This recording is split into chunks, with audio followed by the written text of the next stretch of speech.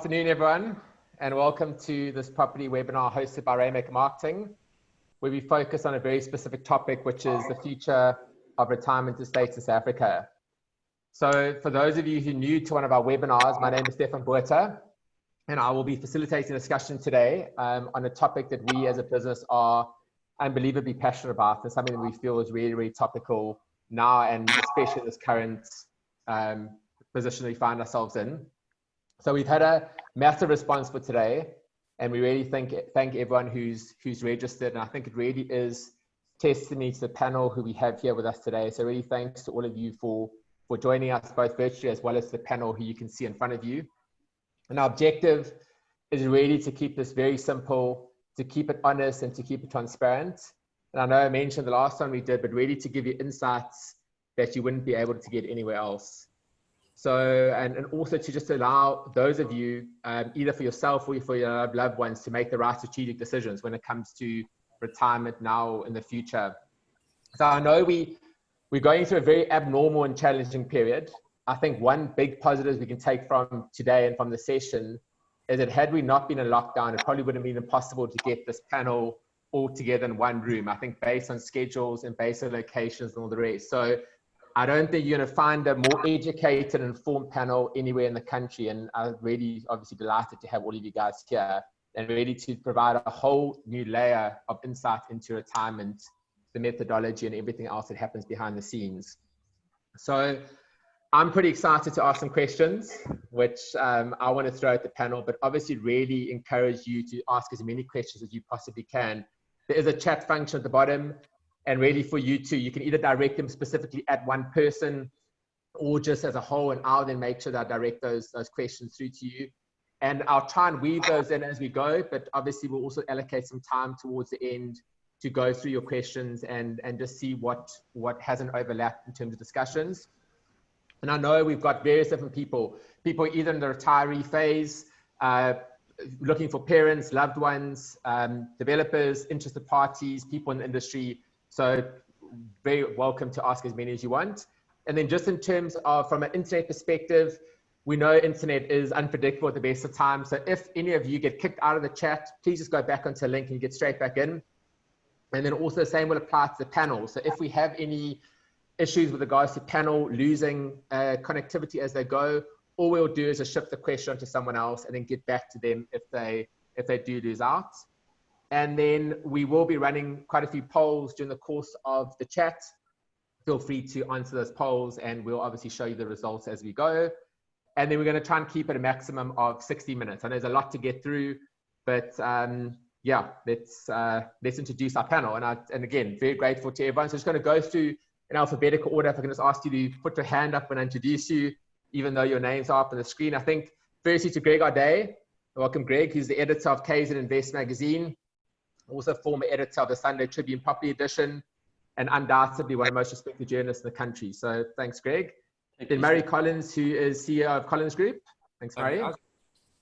Barry Kaganson, who's the founder and CEO of Aurea Senior Living, based in Joburg. Cornel Hazen is also based in Joburg and the director of Total Care People Solutions. Wes Smith, who's the director of Cornel Properties. Charles Thompson, who's the CEO of the Vemco Group.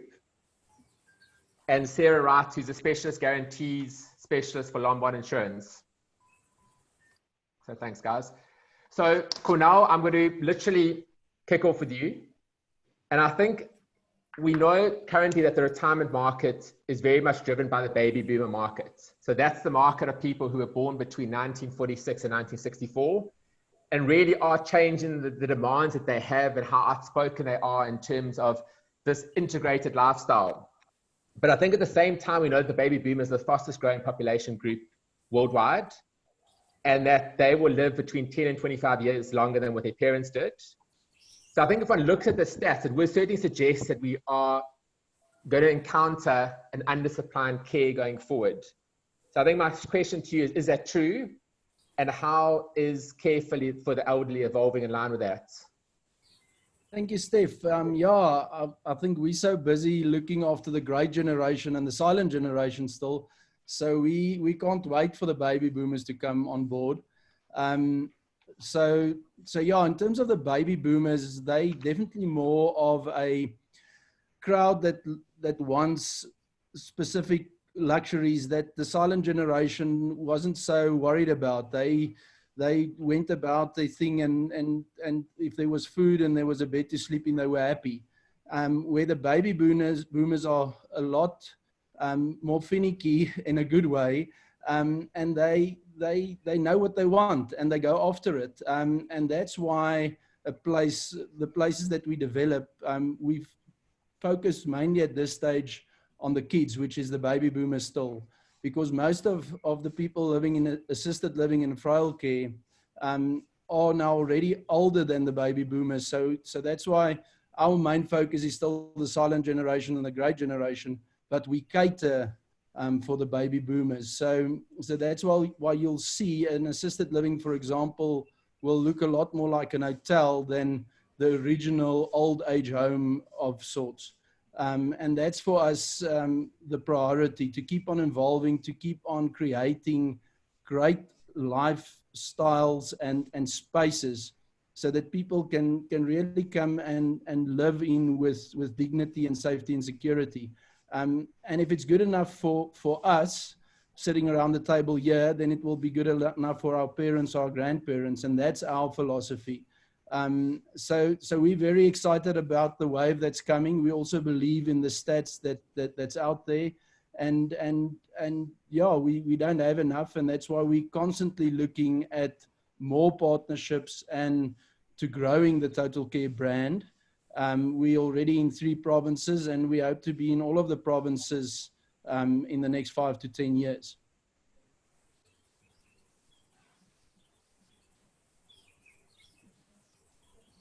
Steph? Facilities.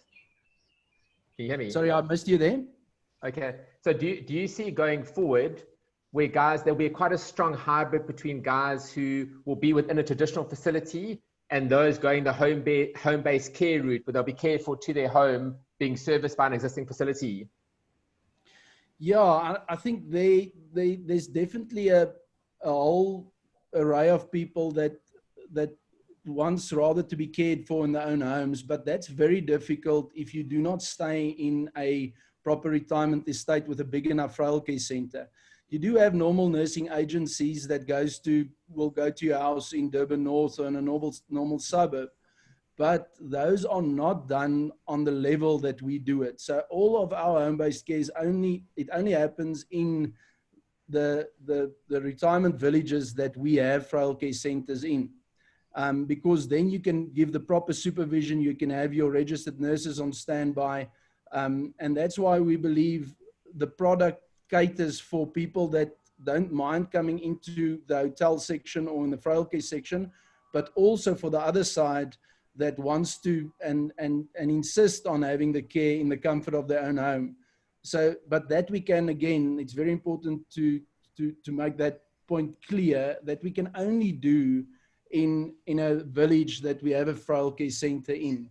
So it's working well currently. We've got the majority of people needing frail care and eye care in our facilities, but we do have a percentage of about 20% that takes that care into the house. And then we provide that care, whether it's an hour a day, whether it's 12 hours, or whether it's full-time care, 24/7. So yeah, that's... Okay, no, perfect. So Sarah, I think from a financial perspective, I think the elephant in the room always with retirement is the fact that you've got a lot of people who want to invest into retirement, but they're limited by the fact that in order to do so, they either have to sell an existing asset they have or liquidate an existing portfolio. It can either be a stock portfolio, or it can be existing property. And it does provide a hindrance. And also, obviously, the traditional bank route doesn't allow for end user financing over a certain age.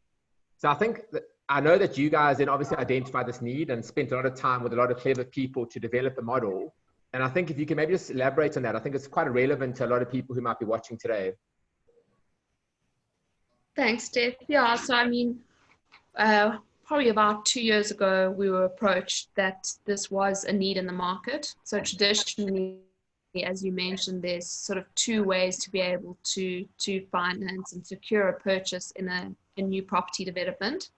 The first way is to approach a bank and get a bond, and what they look at is your income, and they look at your age. So if you're in retirement, your income is very unlikely to justify being able to get a bond, and your age usually precludes you. The other way, as you say, is to put down cash up front, but what we found is that most people have their cash tied up in some kind of fixed asset, and in most instances that fixed asset is their current residence. So for someone to have to sell their house up front and put the cash down and then find somewhere else to live during the time that development is being developed until transfer, which can be from a year to 2 years, it was just sort of a gap in the market, and they were struggling to be able to find a way to secure this purchase. So we essentially came up with a product. It's not a financial financing product. It's not a bond. We're not loaning money, but we're essentially giving a guarantee to the property developer to say, we believe that the purchaser is good for the money and they will be able to afford the money on transfer. So it gives the purchaser time to be able to liquidate those assets and stay in their current residence, or liquidate their bonds or their shares when the market is at a better state, instead of doing it, a year and a half or 2 years before the actual transfer. So that's essentially what we came up with. We work together with the development to offer the product. Perfect. And I guess in a period now where the stock market will recover, but where a lot of people have probably got savings tied up in the stock market, it really becomes quite a relevant option. Absolutely. And the property market at the moment, I mean, it's not, you don't really want to try and sell now, I don't think. Yeah. Okay, perfect. And obviously, like you said, that's obviously customizable per person or per development or developer. So yeah, we work with the developer to try and make the product as best as we can for that development. And we look at each application separately and underwrite them separately per person. It's not done on a computer model. Okay, perfect. So Murray, just going to bring you in here. So I think we all know that there's this trend of new age, multi-generational retirement living. And you're one of the first adopters in the country around that, and you've now created one of the most integrated retirement estates in the country. And the question is, how did you identify this need? And was developing retirement always part of your plan? Yeah, thanks, Steph. Look, we certainly can't take any credit for identifying the need or seeing the opportunity. That came from an American guy who was working with us on a 3-month basis as a consultant in one of our private equity businesses. And he said, look, in South America and in the States, he worked on retirement and regeneration of cities.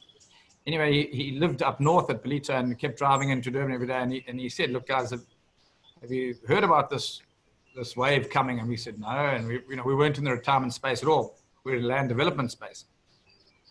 Anyway, he just said that he'd never seen a better opportunity with the 12 months of good weather, the infrastructure, the airport, the facilities. I mean, we had amazing facilities here.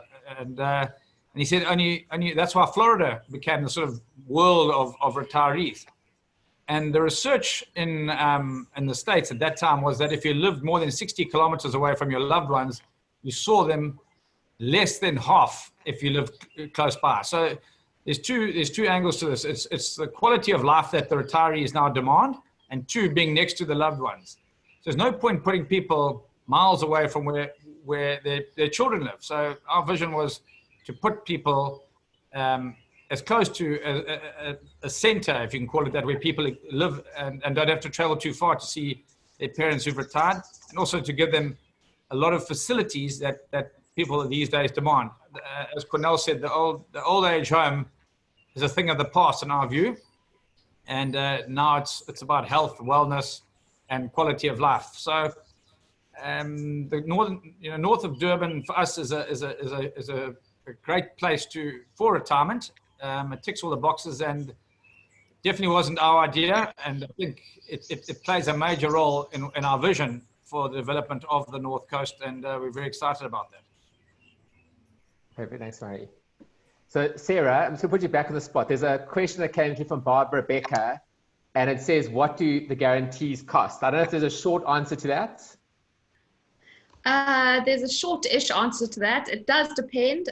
It's a percentage of the guarantee amount, and it's anywhere between 3 and 5% of the guarantee value. So essentially, the individual would have to decide whether the cost of the guarantee is worth what they would save in terms of liquidating that asset up front. That's the shortest answer I can give. No, that's perfect. And Murray Brownhill wants to know where you're talking from. It looks very glamorous. My Edgecombe. Okay, perfect. So Wes, just onto you. So I always say it. I always say that in the Retire KZN campaign, which you guys all know about, people always have the ability to choose what the preferences are most important to them from a retirement perspective. And 1, 2, and 3 are always the same. 1's always security, 2 is always pets, or 2 is always care, and 3 is always pets. And I think just from your perspective, what facilities do you think are the most important in terms of creating an integrated estate environment? Yeah, Steph, the criteria that you've mentioned, they just, they're critical. We want to create a peace of mind for the retiree as well as their family. And, we've always, pets are critical. It really is. I find a lot of people bond with their pets, and that becomes their companion later on in life. And we've always looked across the 4 pillars around care, providing just the utmost care, on-site care that's available. Security, like you say, is just a non-negotiable. In the current world we live in, it's got to be state of the art. That has to be an absolute given. And then we always had sustainability and lifestyle. So in the lifestyle element, which is where we would put pets, the really successful retirement estates that we've seen around have got this great aspect of community and socialness around all the residents. And we've seen some exquisite, like Cornel says, like hotels, so to speak. And we've tried to create these resorts where that community is easy to develop. We've got gyms, and then you have bars and libraries and restaurants and walking trails. And you're also trying to cater on both ends, because we do get the younger retirees coming in. There's active aging. You have the gym, you have access to beach, you have walkways. So I think there are many aspects that are essential that make it work, but certainly the top of that list is like, similar to you, that's what we got out of it, was security, care, and pets. And I do add in there sustainability. That's also important for a retiree. So Barry, while we're talking about trends and we're talking about necessities, I mean, I know I walked around your facility in Bryanston, and I know you took me to the gym, and I think one of the most interesting things for me there was when you pointed out a machine that focused just on your hip flexors. And I know you explained that when you get older, your hip flexors are one of the first things to go. And you also mentioned that machine was one of its kind within South Africa. And I think just to go into, from your perspective, how much do you look at international trends in terms of shaping what you do? And how much research goes into understanding the needs of a retiree? Steph, the short answer to your question is a lot. The senior living market overseas, or the senior living industry overseas, I should say, is probably 30 years in many countries. It's 30 years ahead of us. In other words, they've been doing it probably on a commercial basis 30 years longer than we have, and on a much greater scale. So we do a regular trip once, or probably actually twice a year. And we go to various countries. We've been to Australia, New Zealand, the UK, the USA. And we just spend the time meeting with various operators. We wouldn't call them developers. I think one of the things is South Africa still looks at senior living very much as a property play. Whereas overseas, it's looked at very much as an operator play. And the reason is a philosophy that I have in this business is it's not really a bricks and mortar business. This is a business that's about people primarily. And the bricks and mortar are purely a vehicle to satisfy the needs and the requirements of those people. So we go and see operators and various consultants in the industry, and we look at various aspects of what they've done and the lessons that they've learned over the past 30 years and try short circuit that, in other words, by almost piggybacking off the school fees that they've paid. So really what we look at is we look at trends in design, we look at trends in hospitality, staff training, we look at resident engagement, care, marketing, the financial aspects of transacting. There's a lot of nuances in it that one can pick up. But I think one of the aspects that we've implemented almost immediately was in terms of dementia care. I think historically South Africa has been very, very much behind the curve in dementia care. If one looks at the people in a care environment, and I don't like to necessarily call it frail care, but people in a care or assisted living environment, most of them actually have some form of cognitive impairment. Dementia care is actually a key aspect that we're focusing on going forward. And we've learned a lot from our interactions offshore in this space, both from a design perspective, because of course the design of a dementia care facility is very different to what we think of a traditional frail care, in inverted commas, in South Africa, and also the operations within the dementia care environment are very different, and the way that residents are treated, and I don't mean treated in the medical sense, I mean just purely treated from a living perspective is vastly different. And these are just an example of some of the learnings that we've picked up from doing that. That's great. That's answered really well. Thanks, Barry. So Charles, I'm just going to bring you in here. I know in many of your live chats recently that you've done, you've spoken quite heavily around the fact that the lower interest rates are great for people who are borrowing money, but not great for people with money sitting in the bank. And that may apply to people at various stages of life. And I know you did a return comparison where you compared someone who was putting a certain amount into a deposit in a property versus someone who is leaving that same amount of money in a savings account with a bank. And obviously how the returns were exponentially greater in terms of the investment into property versus a traditional bank route. Now, would that same model apply to retirement?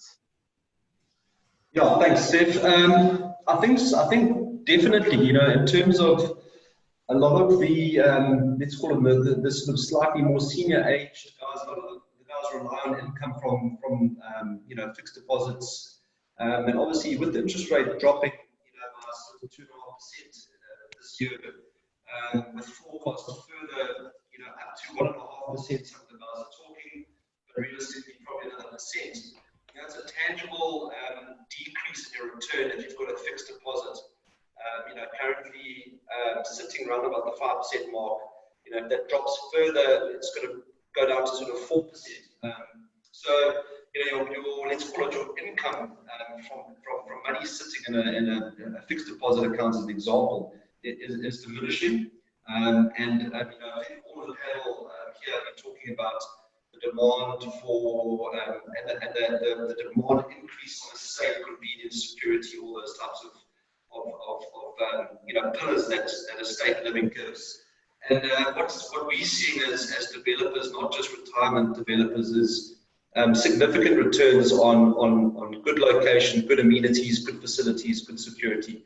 So that's, those are running at 8-9% returns per annum typically. And you compare that to sort of a 3 or 4% return on money in the bank. There's a significant return differential. So we took an analysis of, say, a 3 million rand property, and we ran that, one, money in the bank, and two, investing in a key let's call it an estate of some sort, of some shape. And the analysis was basically after 10 years, the one asset was worth 5 million on a 2.5. That's a property-based asset, and there was like a 300,000 to 400,000 rand return on cash in the bank. So it's a significant difference, in terms of that gap just increases.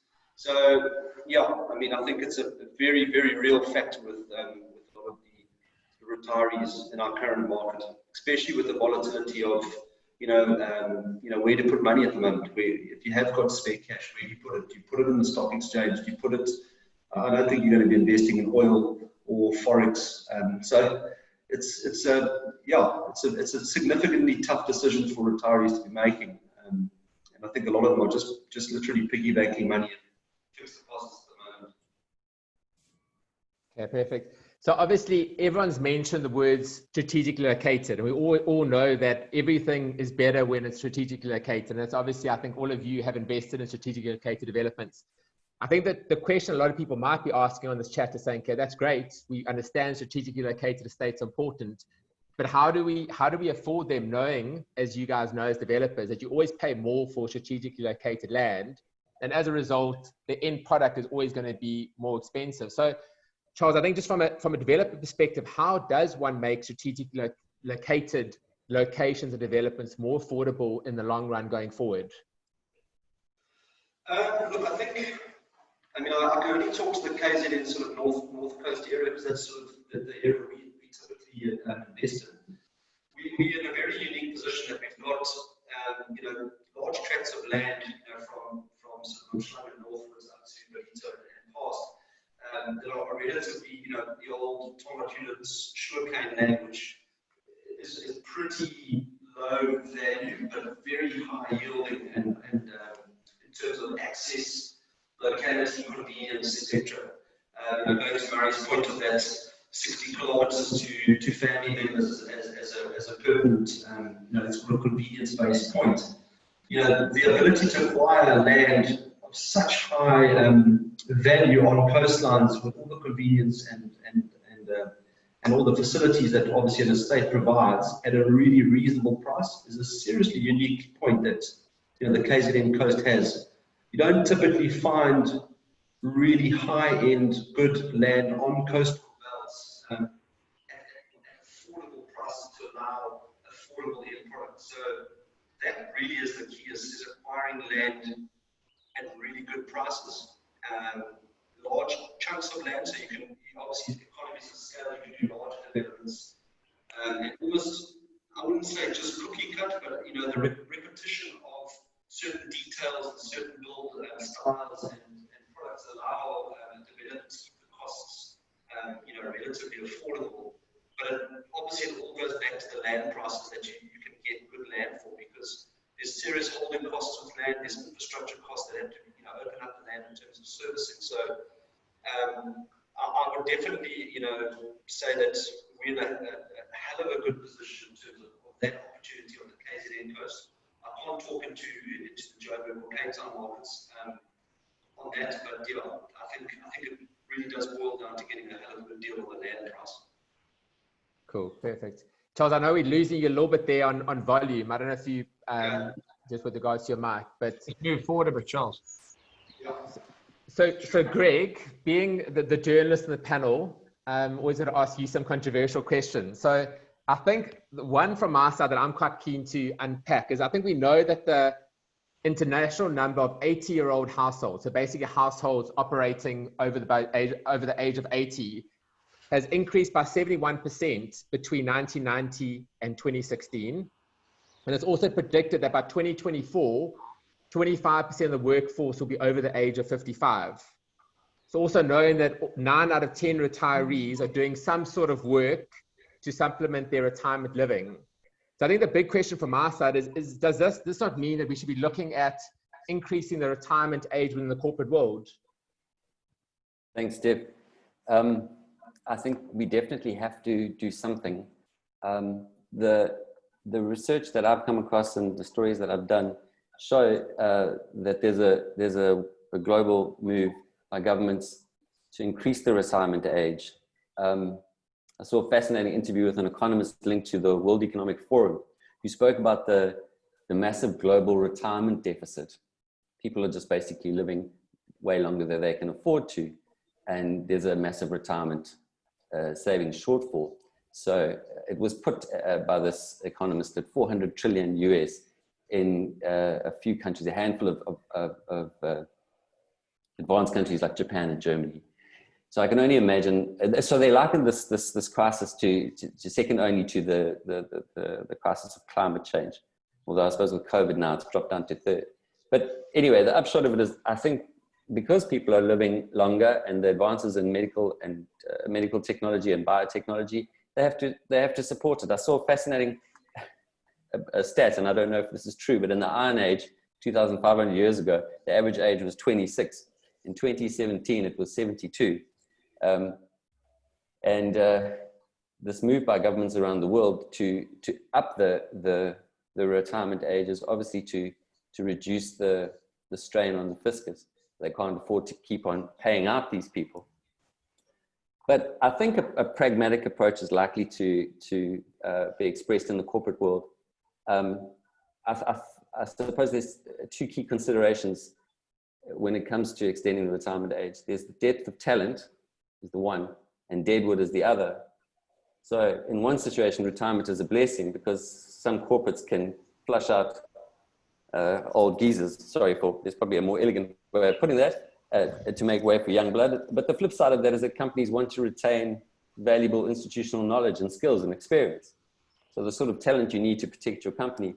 So I'd say it's more likely to be a pragmatic response by individual companies and individuals to change, to accommodate people and allow them to work longer, because state pensions and corporate savings can't cater for that.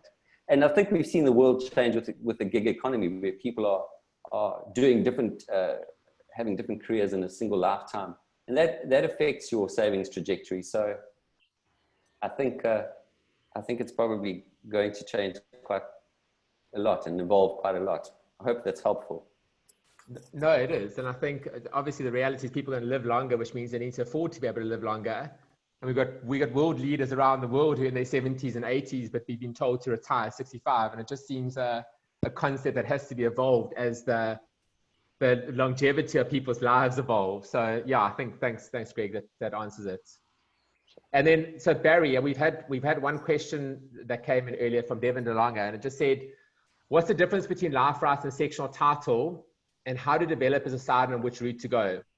So I know life rights is the route that you as a business have chosen. I know for Murray and Wes, sectional title is the route that they've chosen, but and probably within KZN, life rights is something we don't really understand. So I think it would be great if you can just give us a bit more insight into what life rights is and what it entails.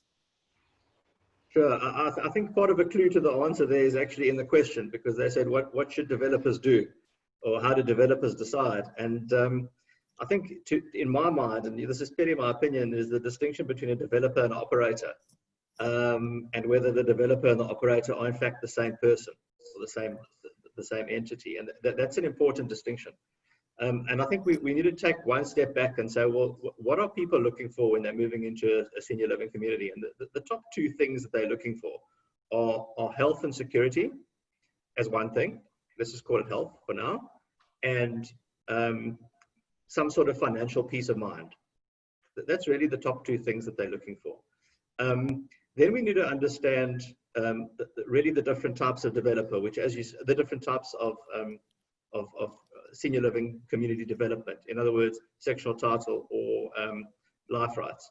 And it's important to understand from a development and economic perspective the impact on a developer margin of building a retirement village versus a normal residential community. Because a retirement village, as everyone would know, or a good retirement village, I should say, has an extensive amount of communal areas, from recreation to wellness to care. And this is an absolutely integral part of a senior living community. And this is something, these are areas which are non-saleable. It's a cost of doing that development. Now, if you're a traditional property developer and you're looking at this from a development perspective, your development margin is significantly, I'll say, compromised by the fact that you're building such a massive portion of non-saleable area. And an example I'll use is in one of our new developments that we're busy with at the moment, the non-saleable area is about 45% of the total gross building area. 45%. Now you tell any residential developer they've got 45% non-saleable area, they'll tell you you're smoking something. How can you make it work? So it's very challenging from a sectional title perspective. Why? Because that developer has almost one bite of the cherry, if you know what I mean. They're not really financially incentivized to build those communal areas because it's actually an impediment to their margin. Whereas we look at it differently. So we are life rights operators, and I don't say developers. We don't see ourselves as developers. We are life rights owners. We are owners and operators of life rights senior living communities. And that means that we are in this for the long term. We take a very much a long-term view, and we actually generate margin out of resale of life rights over a long period of time. So I think that's a very important distinction. From a resident perspective, the comfort that they have, and one of the reasons why life rights, and it's called different names in different countries, but the principle is always the same. It's called occupation agreements, it's called various things. But one of the reasons for the greatest reason, in my view, of success of life rights developments is that the interests of the operator and the interests of the resident are aligned, completely aligned. Why? Because the operator derives the economic benefit over the long term. And as a resident moving into these communities, you want to know that the operator is incentivized to run this incredibly well, and that you can benefit from those efficient and successful operations. Now, if your economic benefit is tied into the long-term appreciation, capital appreciation of these units, you have to do your best possible to ensure that that capital appreciation is maximized. And how do you do that? You ensure that your supply-demand dynamic is in your favor. And how do you do that? Is by running it incredibly well, such that you believe, or that your residents believe, that they are in the best possible environment that they can be in. So there's this alignment of operator and resident interest. And also from a development perspective, kind of to go a step back to the actual development side, the developer or operator, and in our case it's obviously the same, is incentivized to build these communal areas, because that is what actually in the long term is going to give them that capital appreciation. If you've got state-of-the-art care facilities and wellness facilities and hospitality facilities, you will enjoy, and provided they're well run and managed, you should enjoy in the long term capital appreciation above, call it, traditional rates. And that's why, in our view, this life rights or occupancy agreement or deferred management agreement, whatever you want to call it, but this long-term incentive and sharing of economic benefit makes sense. The other thing is that, and what they often call these overseas is a pay-on-exit model. So really, what are you doing? You're deferring your payment of this for this asset to a time when you're generally no longer in the village, or no longer around, possibly. So what you're saying is that I'm not going to take my cash during my lifetime and pay somebody a profit. That profit, effectively, or that economic benefit, is going to come when I no longer need that capital. And I think that's a very important point as well. And that's why they refer to it overseas as a pay-on-exit model. Yes, you're giving something up. You're giving up that capital appreciation and maybe a fee. But the benefit that you're getting from it is the enjoyment in your lifetime of those care facilities, the hospitality facilities, et cetera, and the benefit, and I'll go back to my original point of the security of capital that older people, that's one of their big concerns, is that their capital can be applied to their own living expenses while they're alive, rather than to the economic benefit of some other party. Okay, that's great. Can I come in there, Steph? Sorry, can I ask Yeah, a of course, question? Mary. Larry, do you think a combination of the two can ever work well together?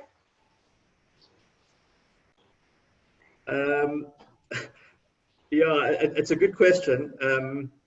Personally, the other problem, I think, with sectional title schemes that I didn't touch on is that it's sometimes challenging to deal with owners who are not occupiers. And that's one of the problems in sectional that I see in sectional title schemes. And I'm not sure how you would regulate that in a sectional title scheme, because the legal framework doesn't really allow for it. But really what you've got is, when you've got an investor owning a unit in a retirement complex, you know, they're about return and not necessarily about what happens operationally. And I think there you've often got a bit of a mismatch of interests. So I haven't been involved with a community where you've got a mix. I'm not quite sure how to work, but I do think there's quite a few challenges combining the two. Okay. Yeah, Steph, I mean, I wouldn't mind chatting to, and Murray, I know you've got some thoughts too. I think we looked at both models quite carefully in our decision making. I think I mean, the whole emphasis of our development was really driven around a sandwich generation where, you know, I found myself with, you know, 4 different business guys in one meeting about 5 years ago, and all 3 of us were buying our mothers a retirement home because they needed a place to stay. So we've been coined the sandwich generation, where, you know, we have to, you know, when my grandparents retired, they saved and they did pretty well. You know, they had savings and they took care of their retirement. And we're finding in this generation now there's a lot of us that are having to look after our kids and our parents. So we looked at both options quite carefully, and we found the sectional title option for us just made it far more affordable for people to finance, for us to finance on behalf of our parents. We also found that a lot of the research we did when it came to the investment potential, I think a lot of people my age are saying, you know, I actually want to make a return on my money. I don't want to just pay a deposit and then there's many different methods, and Barry, I'm not sure your specific ones, but you know, when I give up the life right in 10 years time, what do I get back? And there's no fixed model there. There's multiple models. So we really looked around the ability to finance, the means of making a return. And I think what we have seen when we come to sectional title, the whole country's come a long way in estate living. If you think of multiple estates, I can only speak for Durban. So in Murray's and Mount Edgecombe, incredible common areas, exceptionally well run. Up the North Coast, we've got Zimbali, Dunkirk. I think the model's proven that it can work really, really well and allow guys to get all that they need from common life, common areas, facilities that are available, as well as making an upside on their money and doing that with an investment hat on. So I think those are kind of the levels we were at. And I agree with Barry. I think they're very much different models. One's a developer and one's an operational, because, you know, once from Barry's perspective, it remains theirs afterwards. You know, from ours, we've got the development and the developer exits, and then we really pass on to a body corporate. But again, there's just been so many proven cases of well-run estates. It's just become a new way of living. And guys like Cornel, you know, we know there's businesses out there that run our care centers exceptionally well. So I think the whole demand and supply and all the economics where we are now in this generation will suit the sectional title model quite well. Just to add there, if I may, thanks, Wesley. From ours, we do sectional title and life rights. So I don't think it's one or the other. I think Murray once mentioned that certain areas is important to do certain models, and that's what we believe as well. But even as an operator, even that, though that we might not be a developer, some of our facilities that we operate, we are part owners in as well. So there can be a lot of combinations of these things. But yeah, no, you all made a lot of sense. And yeah, I would like to have some separate discussions with Barry and Wesley at a certain time. Good. Barry, I'm interested. Just a question for you. I mean, you talked about, going offshore and having a look at some more advanced retirement sort of countries that have been doing it for 30, 40 years longer than we have. What's the sort of balance there in terms of life rights versus, sectional title, in terms of a percentage, or is it? You've got So it's a good question, and generally there's generally 2 types of senior living communities overseas, and sectional title is not one of them. It's life rights and it's rental. So that's pretty much what it is. So you buy a unit and you pay some sort of deferred management fee on exit. That's pretty much a life right. And then there's rental. Now in the US, the rental market in this space is huge, absolutely huge. I'm not sure that it's that applicable to South Africa. And why I say that is because we run very high rates of inflation in South Africa. The US, you're looking at inflation of like 1 or 2%. So it's very easy to look into the future and say, okay, can I afford my rental for the rest of my life, because it's going to escalate at 1 or 2% or whatever the number is, 3%, whatever that number is. Whereas in South Africa, if you live longer than your money does, and your rental is escalating at a rate of probably 7 or 8%, it becomes incredibly expensive, and you can get caught out very quickly. So I'm not convinced the rental model is a great one in South Africa to look at. from a retirement perspective. Your financing costs are significantly lower, you know, in the States or Europe versus us. So yeah, that too. But I mean, that's always related to the revenue line. You know, they always track each other in some way. So those are really the two types of models overseas. In Australia and New Zealand, and I don't know the percentage, but I'm kind of sucking it out of my thumb a bit, but I'm probably not far off. I would think it's over 85% are life rights type schemes. I don't know, but I suspect the well-operated one are life rights schemes. And what's interesting is that the Australia, New Zealand, particularly New Zealand, funnily enough, industries are so well developed and have such well-run products. And one can ask oneself, well, why is this? And I think the reason is because the life rights industry has developed and it's encouraged operators to actually deploy capital into this business, because if you can do it well, it's actually you're doing it's a good business and you're actually doing good for society. So I think it's more, you know, people actually look at it the other way around. I look at it that this is what's enabled the industry to provide such a good service. I don't look at it as, oh, there's an industry and how do they do it? It's almost because they did it. And that's why the industry's grown and been so successful in those countries, because it's a mechanism that aligns the operator, the owner, the developer, whatever you want to call them. And in those instances, by the way, they're all the same person. It's always the same. The operator, the developer, it's always the same. And it's enabled that dynamic to persist and to grow. And that's what's enabled the success of the industry there. It's not the other way around. Barry, In my opinion, I just have to clarify. We had a similar discussion yesterday, and am I correct in saying, and I'm tending to go this way in my thinking, is that by the life rights, you're putting more capital, more cash into the old person, the LD's pocket for them to enjoy themselves rather than to put the onus on Wesley's model, their children or whatever they've got. So in other words, it takes the pressure off the other people to make sure that he or she is looked after till the end. And I think that's a great way to look at it. It's just the economics in between. And I'm not sure how that works, but the principle of it, I understand why it works, is that why hock yourself when you're 75, where you can pay less and have the benefit on you, the operator can have the benefit on exit. I mean, is that simply put the right way to look at it? Yeah, can I chip in as well after Murray?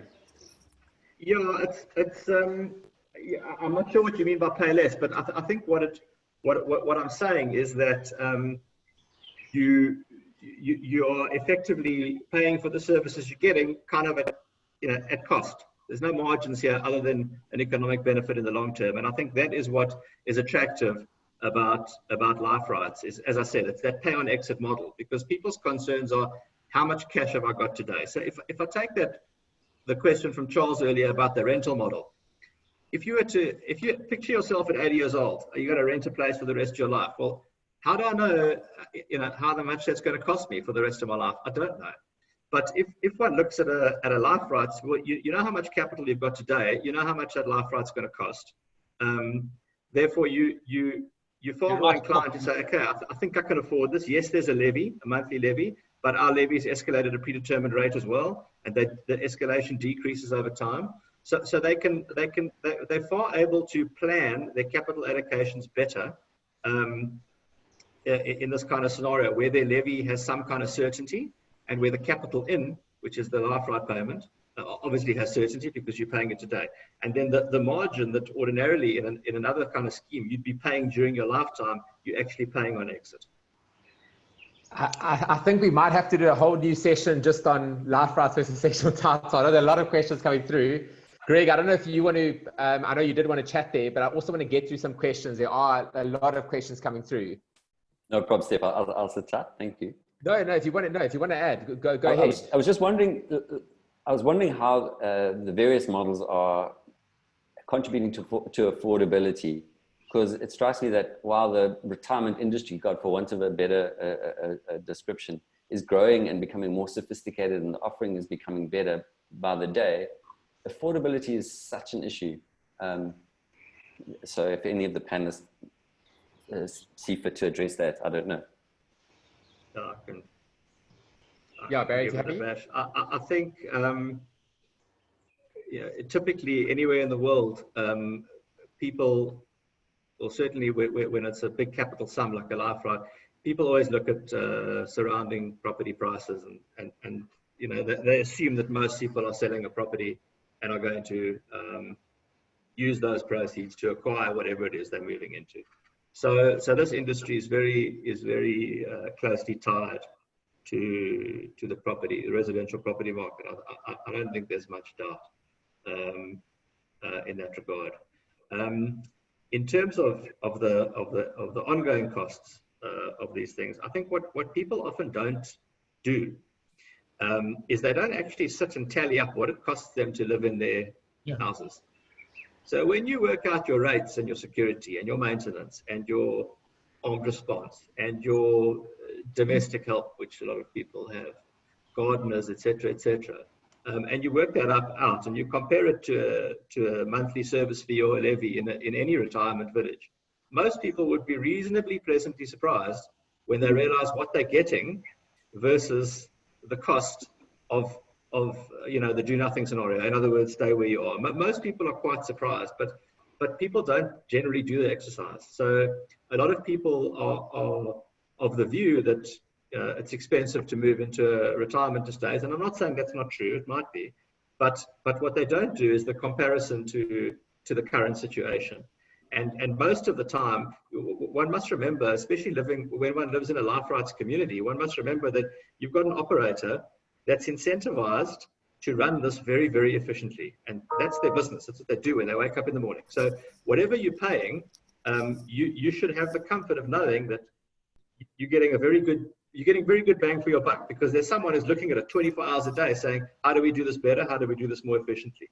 And you've got the economies of scale of living in a bigger community. And you've got the comfort of knowing that there's an operator who is making sure that your monthly charges are bang for buck. So yes, they might sound expensive if you hear the number, but I think in most cases, when you see what you're getting and you understand that you're getting more than what you would be getting somewhere else for probably around about the same amount of money, I think it's actually a very compelling argument, and it's something that a lot of people don't really do. And I think, Barry, just to step in there before we move on to the next question, I think that point on care is such a critical point. And I think Cornel could probably talk about that for days. And I think that applies to whether it's life rights or sectional title, the fact that people had to do a cost comparison of what care costs, as opposed to what their daily or monthly expenses are in terms of food and accommodation, and potentially bringing care into their isolated home versus the economies of scale of care being provided within one location. It would be quite an interesting exercise. And I know, Cornel, I'm not going to ask you about this now, but I know it is something that you guys have looked at in a great amount of detail. So Wes, I've just got a question for you, and I think it applies to all of this, and it's quite a relevant question from Erica Bellis, and it just says, do you find there's a clash in a sectional title village? And I think this could be any village, sectional title or life rights, regarding the possible lifestyle difference between those who 55, for example, just going to retirement, and those who are 85 years old who are sort of we know not at the end of retirement, but I think it's a really good question to how do you find an integration and blend between the different age categories, and then also throw in the multi-generational side where you've got younger families who also want to live with older people and their families and parents. Yeah, I think, I think the blend's critical, that's why even for us, we've made our retirements over 50s. Get a blend of the ages, and in our travels in the US, you'll find a lot of retirement estates are actually on what they call college campuses, on university, and they actually find to take old people and put them away from the younger society is actually not that good for them. So the idea of having the multi-generational thing is really important.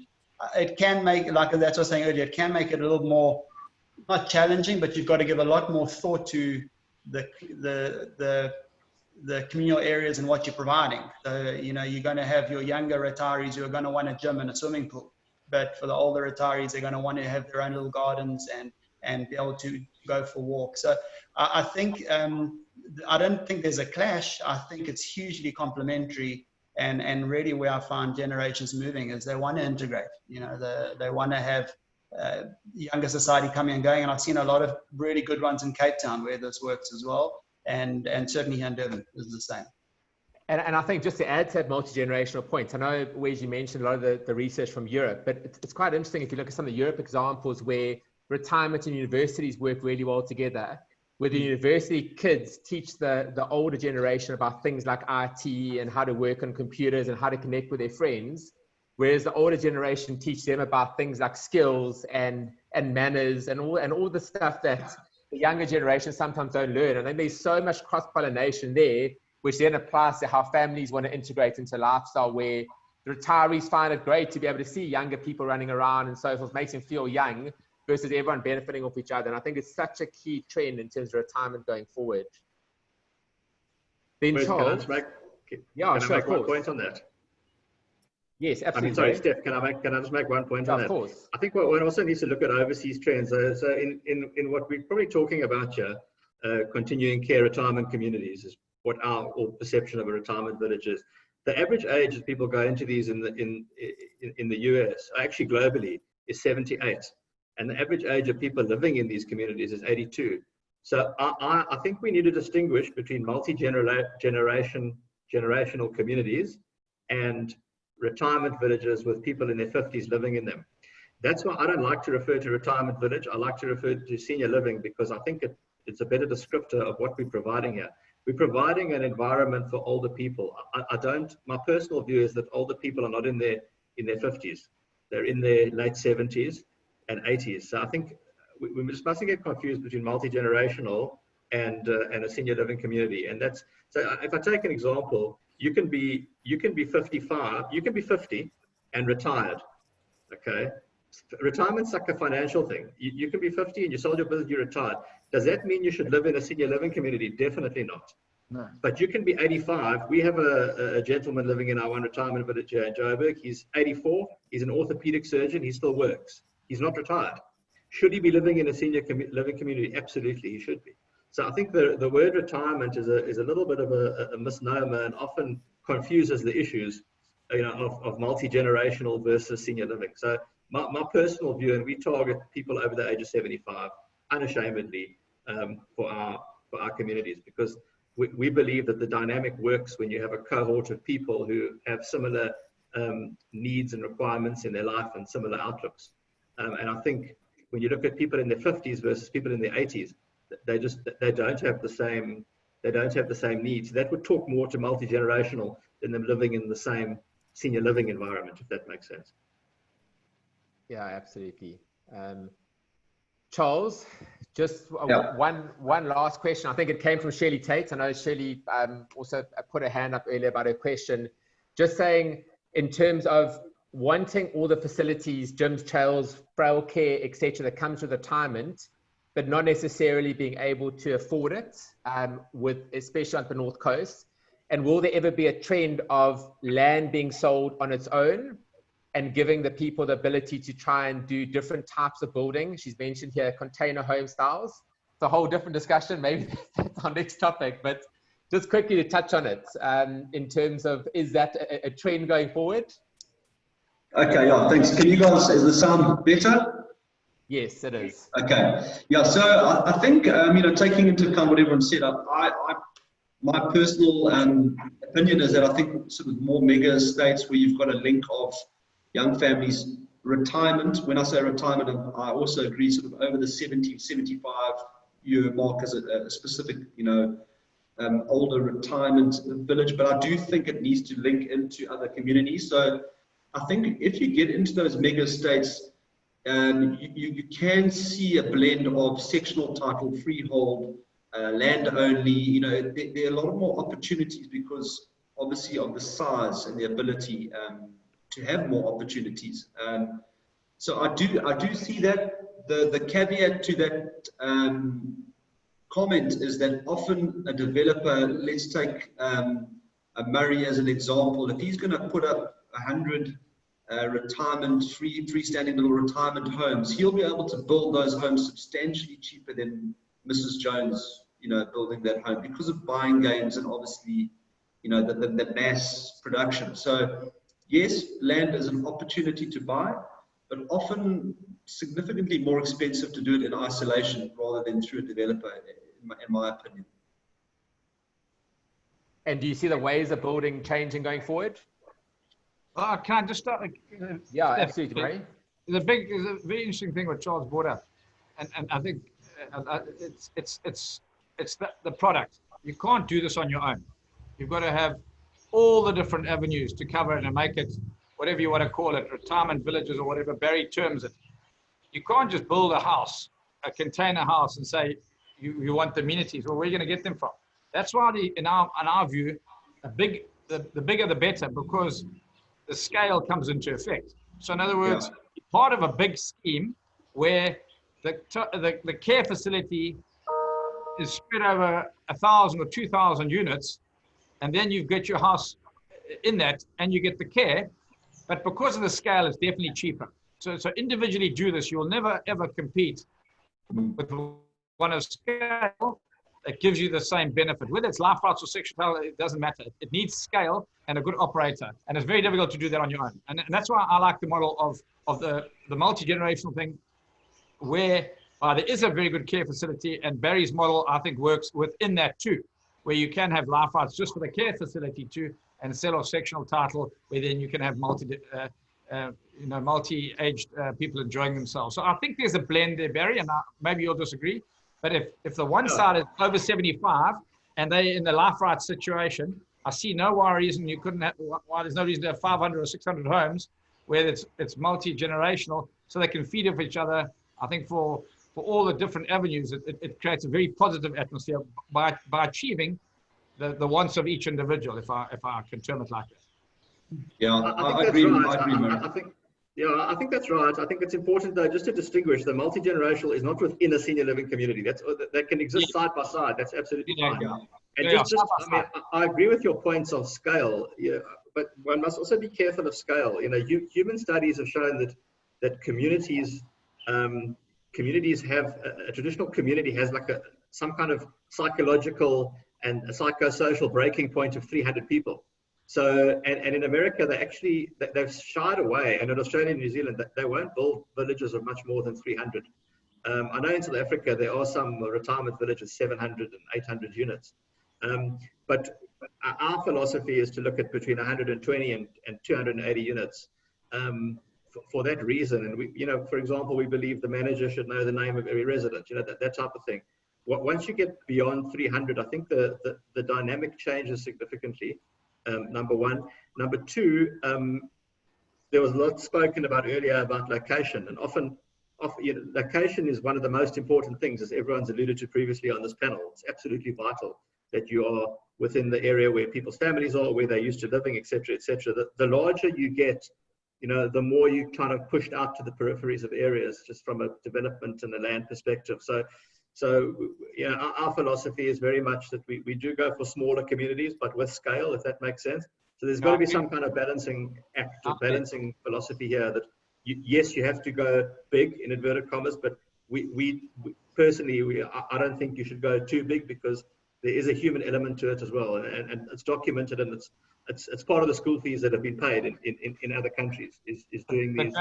200 to 300 houses with a care facility is scale, is what I'm saying. Sure. I'm just saying it's not 800 or 1,000. A lot of these residential estates. That becomes a residential estate that you could feed off and have that different separated. But definitely, I agree with your scale. Sure. I think also the other factor of that scale, just to add in, and then sorry, Steph, I know you want to wrap up, is it does assist you in keeping your levies down. Does allow the developer to probably spend a bit more on the clubhouses, because you can afford extra amenities because of the scale. So there's a lot of offshoots that will ultimately drive a better deal for the buyer long term by having a larger scale. And I'm not saying have 800 in one pocket. You could have 3 small villages of 200 as an example.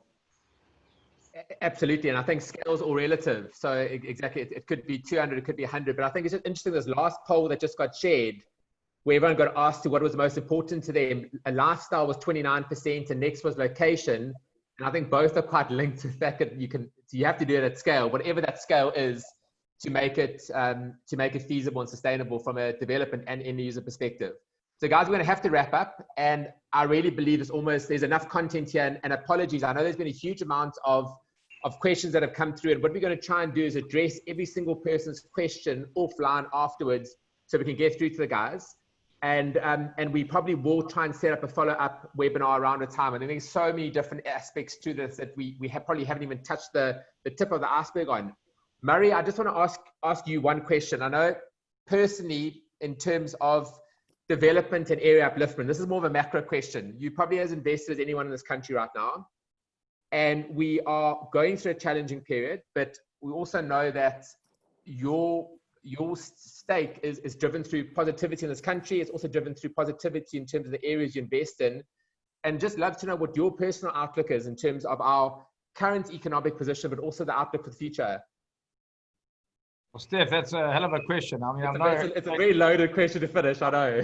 I'm no economist, but you know, I was asked a similar question last week.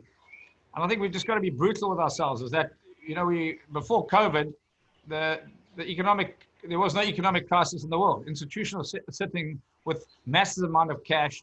People are sitting on cash worldwide. Okay, South African economy is not the strongest, but we must not let this coronavirus thing cloud our thinking. We will come through this. We're a very, very strong nation. We're a positive nation, and a lot of us are not leaving.